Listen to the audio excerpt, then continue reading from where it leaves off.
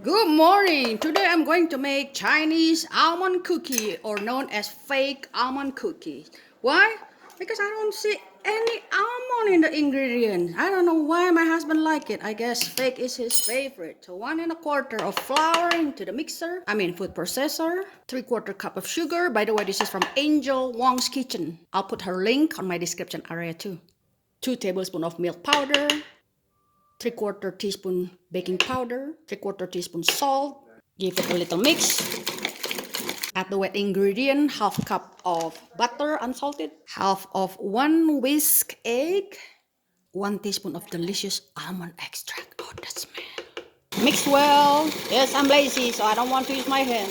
What's wrong? I follow everything on her recipe. It doesn't become a paste. I have no choice. Add the rest of the egg. Well, it doesn't really forming a paste unless I do this with my palm.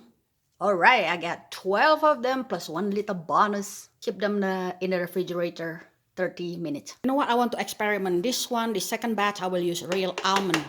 1/4 cup, replacing the all-purpose flour.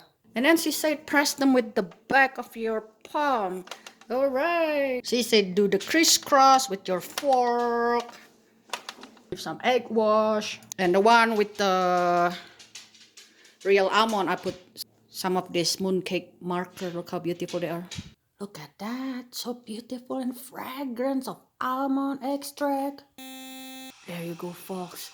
The fake almond cookie and the slightly fake almond cookies I bestow upon you. Let's do a blind test with my tester. It's kind of unfair because he just brushed his teeth. Oh, the tester said cookie number 1 is better.